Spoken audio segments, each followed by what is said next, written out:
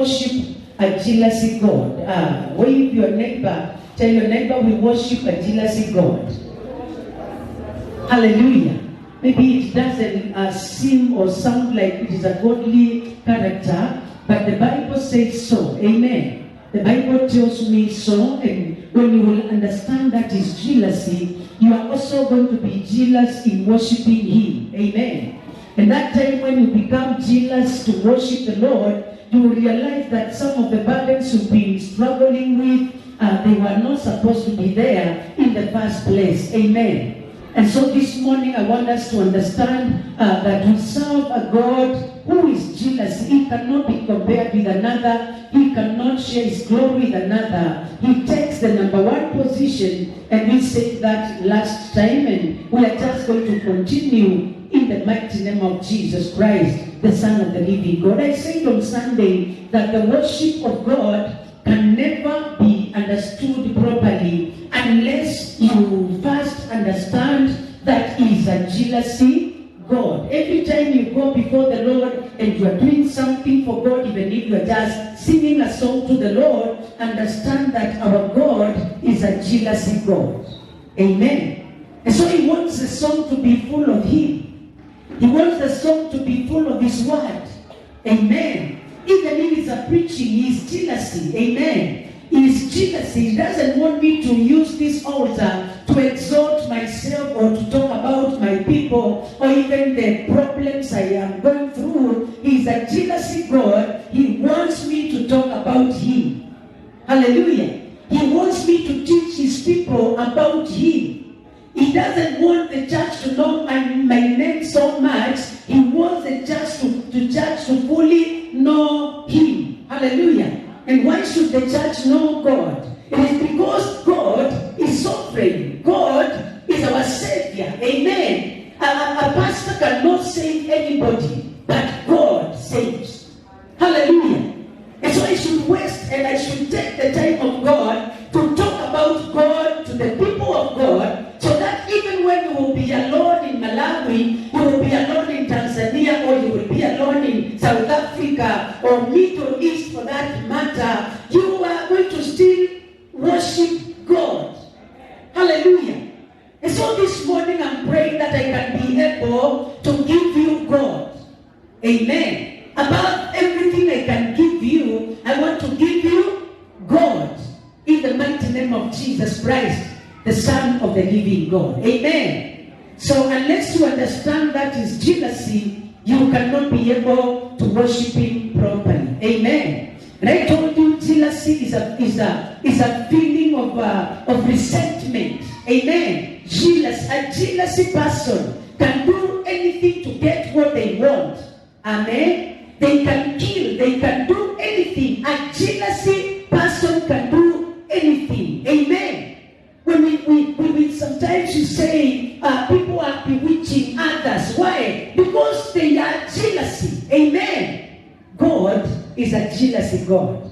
And He can do anything He can do so that you can give Him worship. Amen. He can remove things which hinder you. He can remove them literally. He can remove money. He can remove people. He can remove so that He alone remains to be God. Hallelujah. So if you want to keep your relationships, if you want to keep your money, if you want to keep your wealth, if you want to keep things you have, please be a worshiper of the living God. Amen. That is the way to keep them. If I want to keep the church, I have to be a worshiper. Amen. Without that, I will not be able to keep that which God has given unto me. Hallelujah. And so this morning, we are talking about God resists. He resists anyone who exalts himself. Pastor B in Isaiah 14:12-16. He resists. Hallelujah. Yeye anapinga. Amen. He resists. He resists anyone who tries to exalt himself. Are you there? Read for us. Isaiah chapter 14, verse 14 to 16. I will ascend above the heights of the clouds. I will be like the Most High. Yet thou shalt be brought down to hell, to the sides of the pit.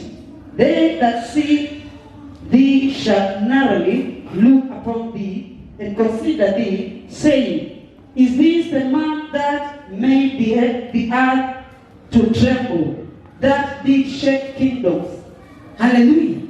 Talking about the devil. Amen. He became the devil because he wanted to be like God. Satan became Satan because he wanted to be like God. He looked at the worship in heaven and he was jealous. Amen. And he said, how can I also be like him? How can they worship me? Amen. And because of that, he was cast down. Are you hearing me?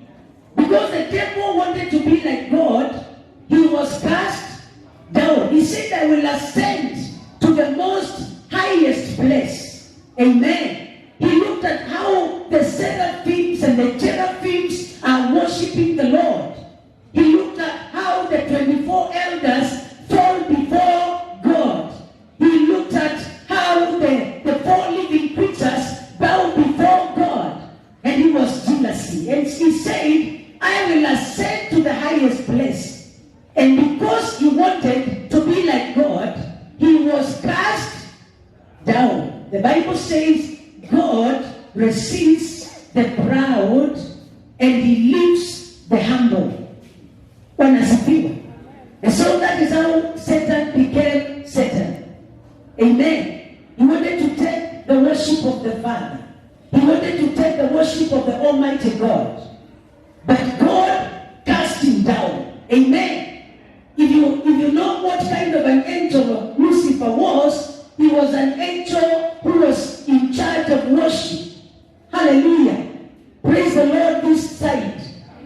Amen. Lucifer was an angel who was full of, he was full of the strings. If they were inside him, when he breathed out melodies, worship of God. Amen.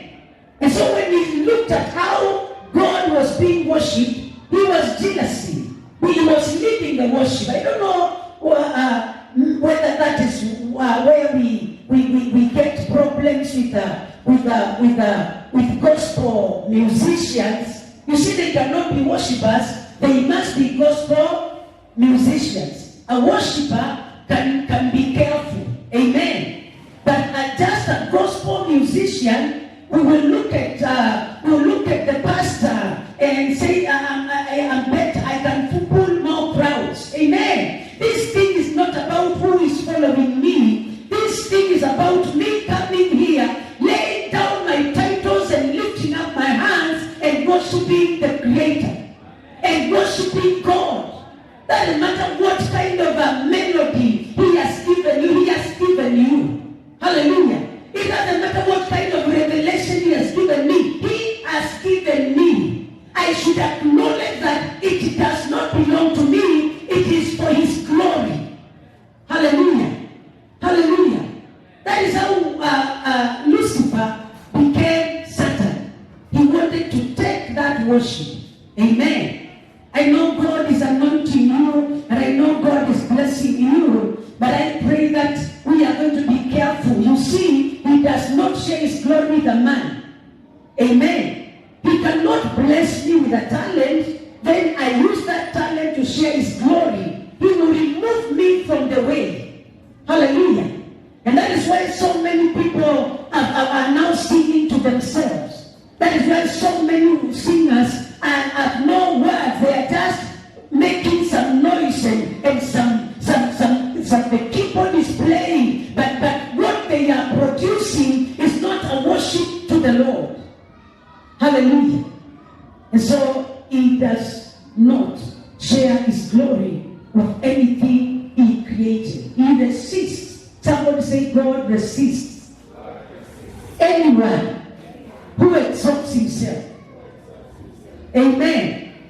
Will you remember that as you continue serving the Lord? Please remember, He resists anyone who exalts himself. Amen. And you can read, you can read Ezekiel 28, 2 to 18 when you go home. Just read, and the Lord is going to bless you in the mighty name of Jesus. But remember, He does not show His glory, and He resists. He will resist you. He resists the proud. Amen. Could that be the reason why people go to a certain level and they stagnate there? They are not getting us anything new. They are just stagnating. Could they be resisted by Jehovah? Hallelujah. He resists the proud, and He gives grace to the humble. Kindly remember to worship the Lord. Even when He has blessed you with money, remember He receives the worship alone. Kindly remember, even when God has given you a car, just remember He has given you. Amen. When God has blessed you with a house, and now you are not renting anymore, kindly remember He has given you that house. Amen. And then let you glorify Him. Jesus prayed in John 17. He says, Father, glorify the Son, that the Son can glorify the Father. So everything the Lord gives you is so that you can glorify the Son. Now as we glorify the Son, and the Son glorifies the Father.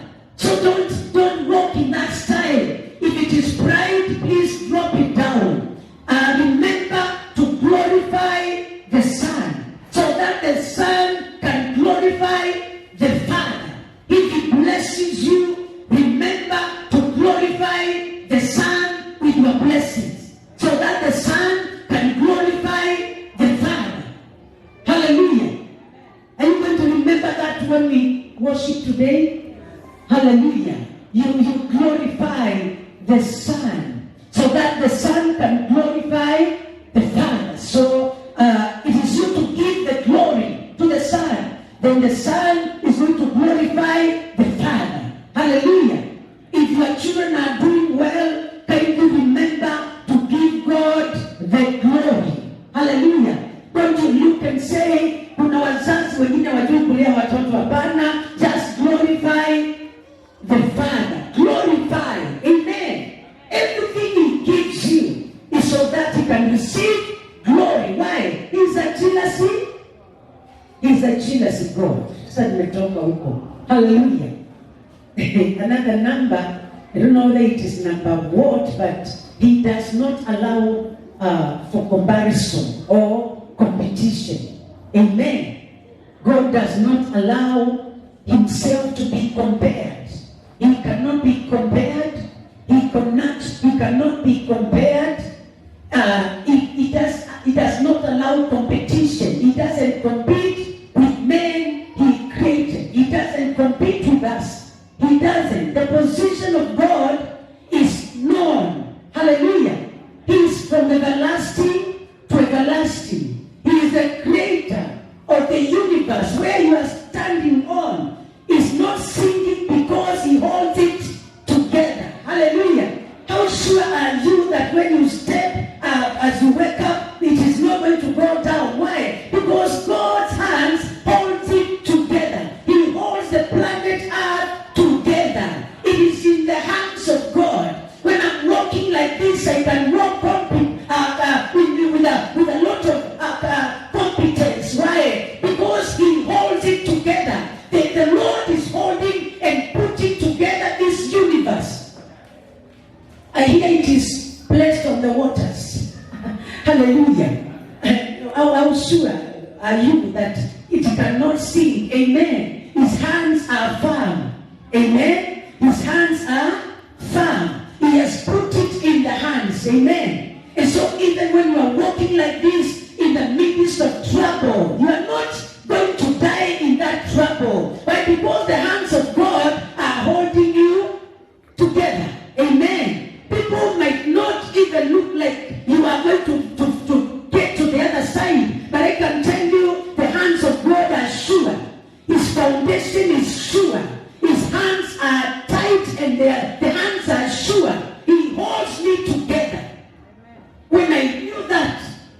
I released people from my heart.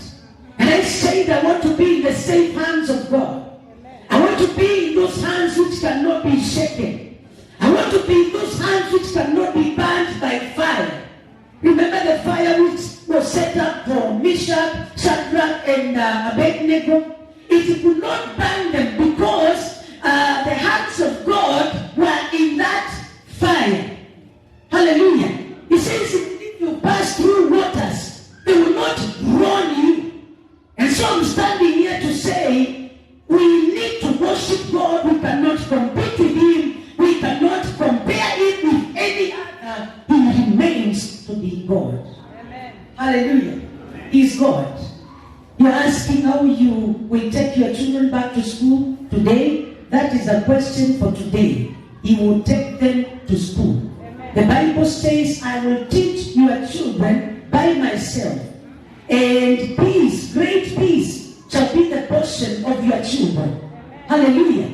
Put them in the hands of God. Thank God today we will be praying for our children. Amen. We will be putting them in the hands of the educator. Amen. We're going to be putting them in the hands of the greatest teacher. No wonder he was called Rabbi. Amen. Because he will teach my children. He will teach them new things. He will teach me. He will also teach me. I didn't know how to be a pastor, but he has been teaching me day by day. I am not yet done in the school of God, but every morning his mercies are new. I learn a new thing every day. God has been teaching me day by day. Hallelujah. He cannot be compared to my people. He cannot be compared to my father. When I thought my father would live, he died. And I was left in the hands of God. So this God is able to do exceedingly and abundantly. Nothing will go wrong because nobody is helping you. He is going to put you in his hands. And his hands are safe. Hallelujah. I pray that somebody can understand the word of God this morning in the mighty name of Jesus. I'm saying he does not allow comparison. Isaiah 40, verse 18 and verse 25.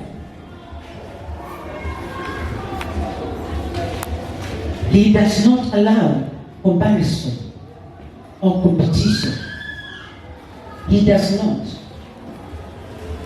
Isaiah chapter 40, verse 18. To whom then will ye liken me?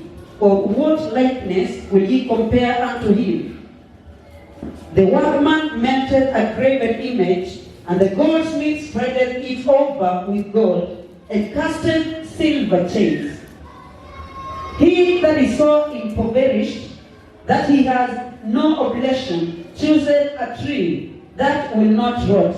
He seeketh unto him a cunning workman to prepare a graven image that shall not be moved. Have ye not known? Have ye not heard? Had it not been told you from the beginning? Have ye not understood from the foundations of the earth? It is he that sitteth upon the circle of the earth, and the inhabitants thereof are as grasshoppers, that stretcheth out the heavens as a curtain, and spreadeth them out as a tent to dwell in. That bringeth, Are you 25? not yet. Just read 25. To whom then will ye liken me? Or shall I be equal, says the Holy One? Amen. To whom will you compare me with, says the Holy One? Amen.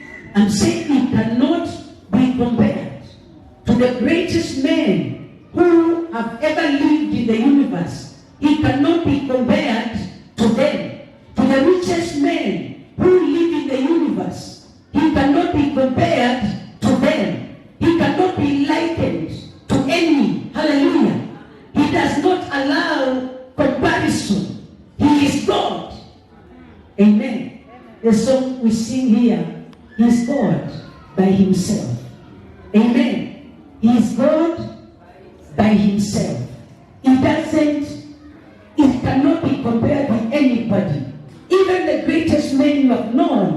they are under him. Hallelujah. He cannot be compared with a man. He doesn't allow comparison. He doesn't allow competition. Write down Isaiah 46. You can read when you go home. Just read the whole chapter, because I know you will have time. Read also Psalm 86 verse 8 when you go home. Read also Psalm 89 verse 6. Know that he does not tolerate competition or comparison. He does not. Amen. He does not. When the people, the Philistines took the Ark of the Covenant into the house of Dagon, the god of the Philistines, and then they set him there like another god. That is the house where they used to keep their gods with the S. Amen. In the house of Dagon. It was called the house of Dagon. And so when the children of when the Philistines took the Ark of the Covenant, they had no other place to put it. They took it to the house of their gods, just like another god. Amen. Just, it's not like another god. Amen. So when they woke up in the morning to go and check out on their god, because their god is a small god, and he has to be checked on every morning and every evening, and maybe another sacred day. When they went to check out on the god, they found that the god has fallen prostrate before the ark of the God of Israel. Hallelujah. And so they repaired him, they took him up, and because they have to keep on looking after their God, they sat him down. Amen. They sat him down properly in his place where they normally go to worship. And they said, let him stay there with the Ark of the Covenant, with the God of the whole universe, the Creator. They put him there. The following morning, when they went to check out on their God, they found he has fallen again. And this time, he has broken his neck, he has broken his hands, he has broken his feet. Amen. So when they went to raise him up again, they found that their God is in pieces. Hallelujah. He cannot be compared with another. He can't. Hallelujah. He cannot be worshipped like another. He cannot you cannot compare God to any graven image. He will fight. Hallelujah. He will fight. And so they knew that this kind of a God, this kind, amen, this kind is different from our gods. This kind is different from the Dagon. This kind is different. Hallelujah. This kind, I'm talking about that kind of a God who does not need men to feed him, who does not need men to sustain him, who does not need men to stand with him, to stand by him. I am talking about that God who is God by himself. He doesn't take comparison. So to compare God with anything, he doesn't take comparison. He doesn't. Amen. When you come to the Lord, you better come in reverence. You better come in fear. You better come in awe of his name. You better learn how to fear the God of Israel. You better learn how to fear and to worship the God of Abraham, Isaac, and Jacob. You've got to learn how to give him his proper worship. Hallelujah. You've got to deal with things which stand before you and God, things which stand before your worship, things which hinder you. You've got to remove them before he comes to cut them into pieces. Hallelujah. Amen. Yes, he can cut them down into pieces and you cannot ask him. Amen. You can not ask him. Hallelujah. He is the Lord God Almighty. Another point is that God resents. When people devote themselves to other things before him, God resents. Amen. Yani Mungu ugadhabika, Mungu ukasirika. Amen. Mshaidi wewe ni mtu wa makasiriko, Mungu ako na makasiriko sana. When people devote themselves to other things before Him, remember your job, the way you wake up very early. I don't want to talk about that because I might end up without people here. Amen. And tomorrow the schools are opening. Amen. What time do you report to the Indian there? That do I have to remind you to come early to church? Amen. You know, you will cut some things down. See, there is a year he cut off everything. And people became housewives. Others became housemen. Amen.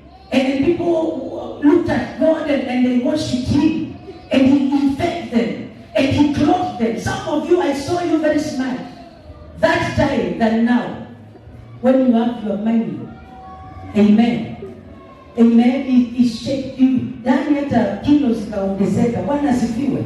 He is God by Himself. He doesn't need men to be God. He is God by Himself.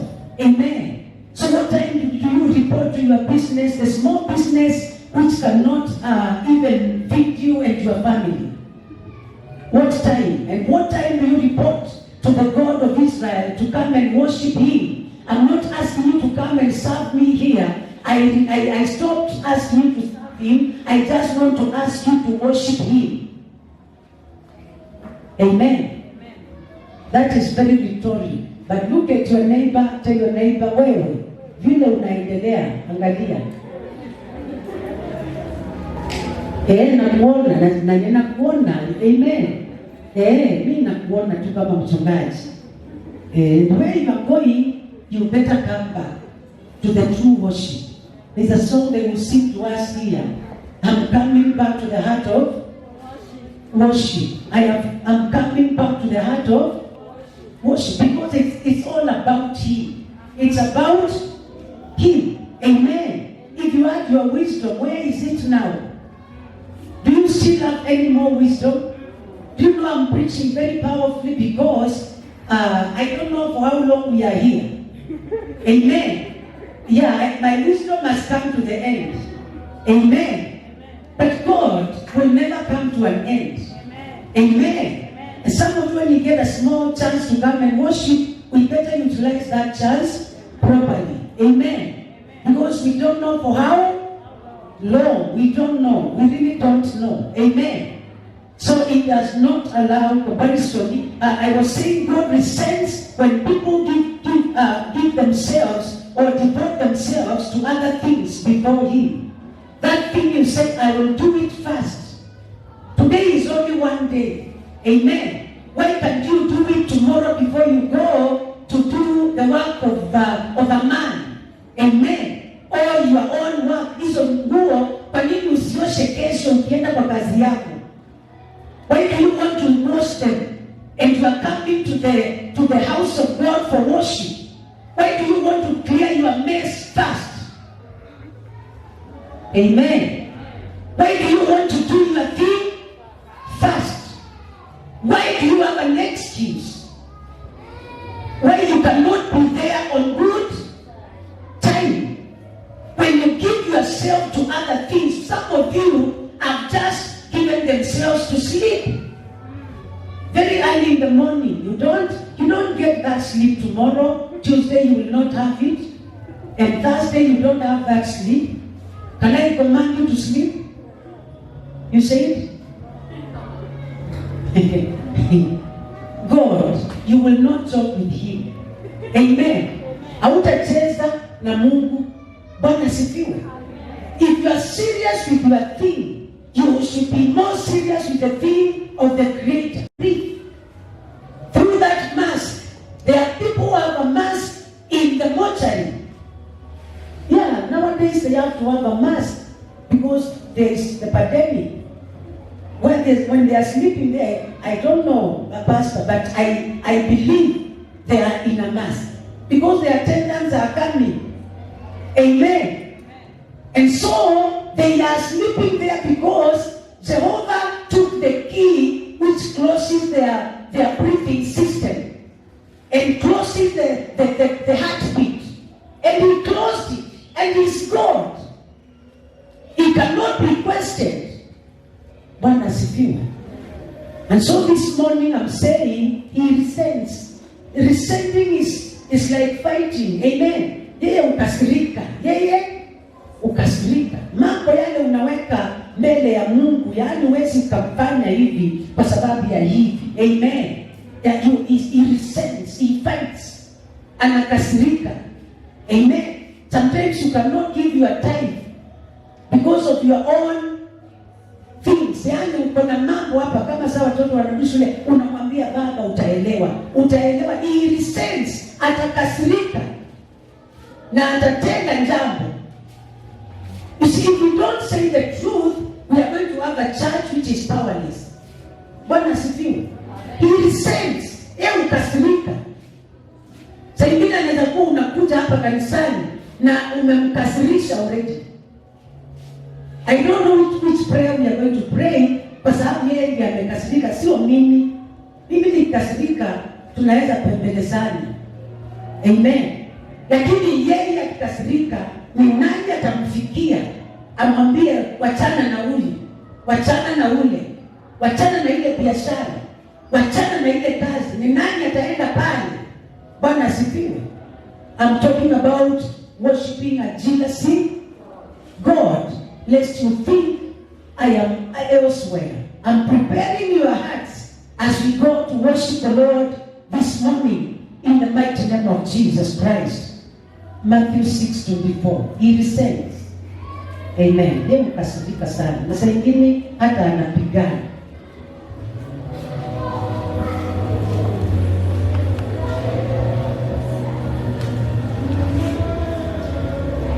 No man can serve two masters, for either he will hate the one and love the other, or else he will hold to the one and despise the other. Ye cannot serve God and mammon. Amen. You cannot serve God and mammon. There must be a place for that mammon. Mammon is money, pesa. Amen. Zile pesa ambazo zinakufanya uamke mapema zaidi ya vile unaamka ukimwabudu. Bwana asifiwe. Inaitwa mammon. Bwana asifiwe. Na Biblia inasema you cannot serve two masters. You will hate one and love the other. Amen.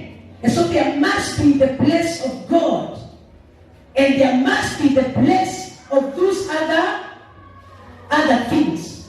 So money should not be your number one thing. God should be your number one. Amen.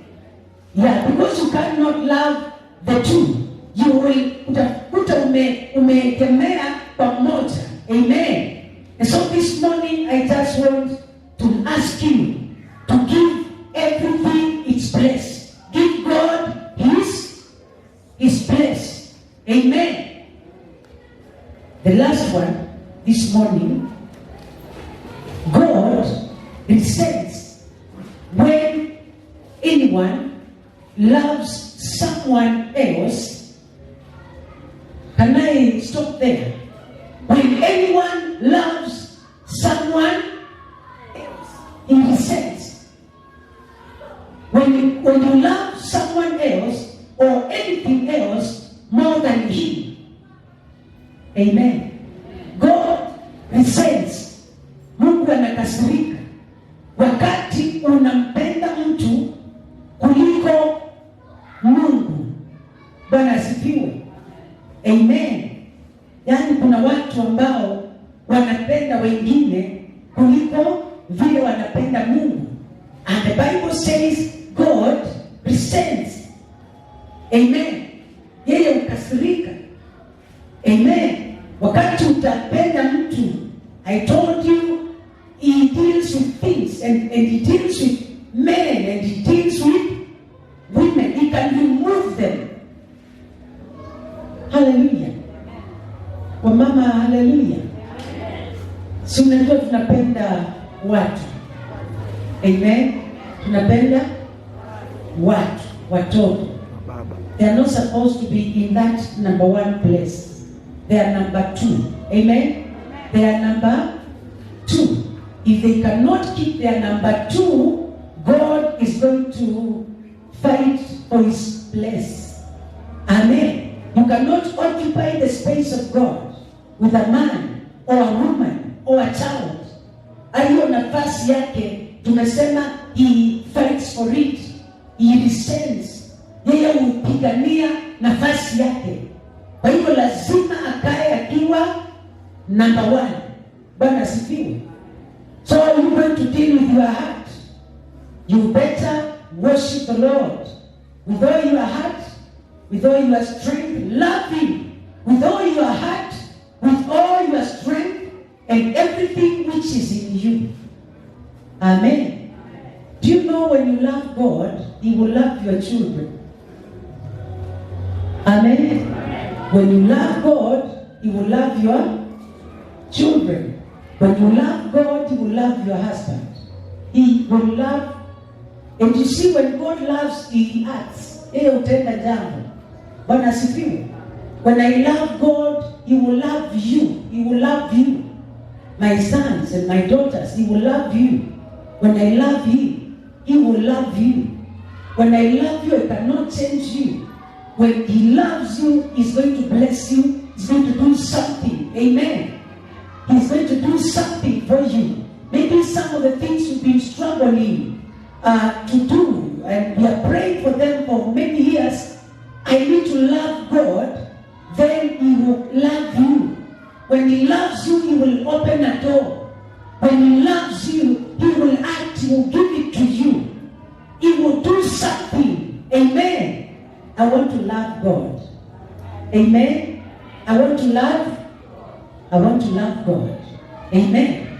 He resents when you love someone else or anything. Amen. Or anything. Anything. What do you love most? I hope it is not in the place of God. Amen. Kwa sababu yeye ukasirika. Akikupenda anatenda jambo. Akikasirika pia anatenda jambo. Amen. Anatenda jambo. Anaweza kukuondolea usingizi. Wendani kwa kitanda, unapenduka pande hii, na mimi namuomba. Amen. Naomba vitu zingine hizo usiseme nisiombe. Amen. Unapinduka hivi, unapinduka unaenda unakunywa maji, unafungulia television kuona maana yake. Amen. Akuondolee tu. Mimi naomba. Bwana asifiwe. Ni kwa sababu unapenda usingizi sana. Umeweka pale number 1. Usingizi irudi namba yake. Sijui hiyo ni namba. Bwana asifiwe. Can you imagine yourself waking up in the morning, unaenda kazi, unakuja jioni kulala na ulali. Kwa sababu you love kulala sana. Mpaka akakuja akakasirika. Bwana asifiwe. Hallelujah. Matthew 10:37. Matthew 10:37.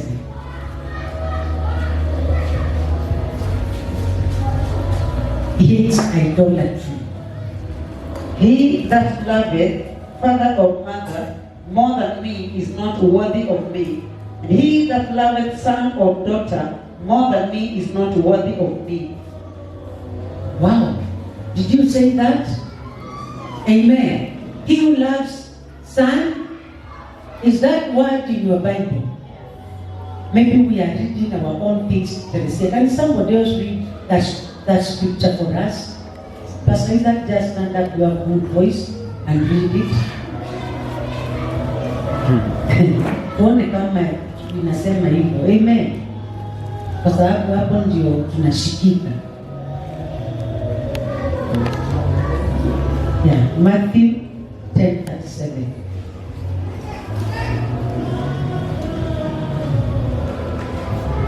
Mathayo sura ya 10 sura 37.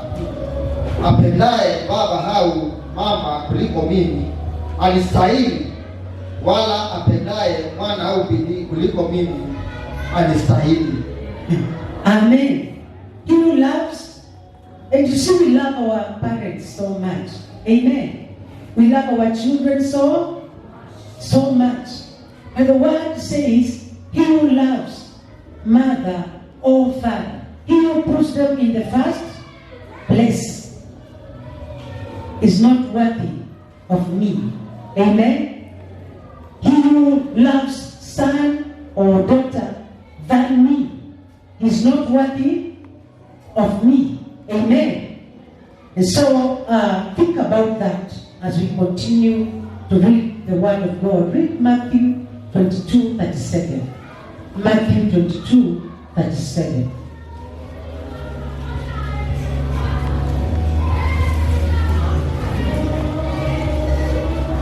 Jesus said unto him, Thou shalt love the Lord thy God with all thy heart, and with all thy soul, and with all thy mind.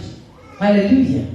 Thou shalt love the Lord your God with all thy strength, with all thy heart, with all thy... You've got to love the Lord with everything you are. Amen. Don't make idols for yourself. Exodus 20, from verse 1 to 3, we read the other time. You should not make an idol for yourself. Usije ukatengeneza an idol. Amen. And worship that idol. Usije ukaweka kitu chochote kwa nafasi ya Mungu. Church, we need to come back to love the Lord. Say amen. We need to come back to that love of God. The first love. There is that first love. We loved God. John in the book of Revelation is talking about people who have left their first love.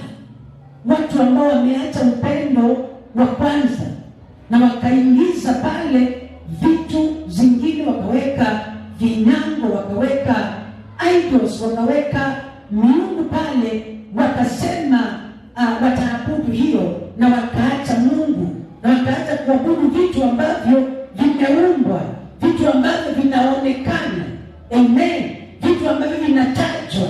We will not worship such.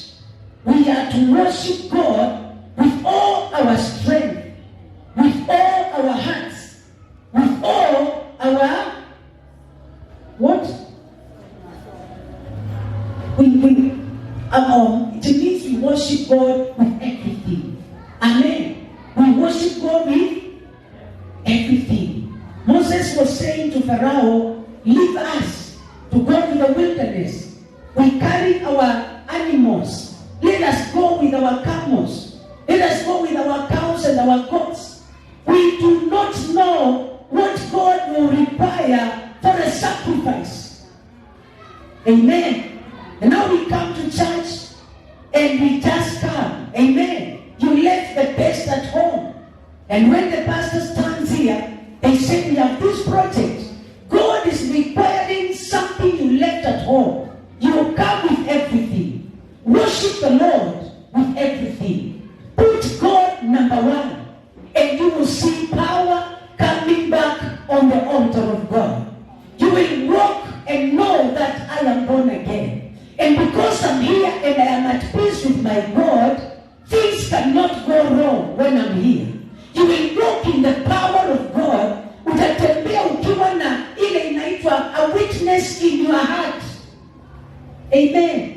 Utakuwa unajua nikiomba, nimemuomba Mungu na atatenda. Bwana sifiwe. Saa hii ni kubahatisha, kanisa inabahatisha. Kwa sababu kanisa kwanza haipendi Mungu na pesa zake. And that is how God wants you to serve him, so that he can make the church rich. He wants to transfer wealth to you, but you are holding on to what you have. It is yours. When God demands it, it is like you have to sit down for a meeting. God, pastor said there's a project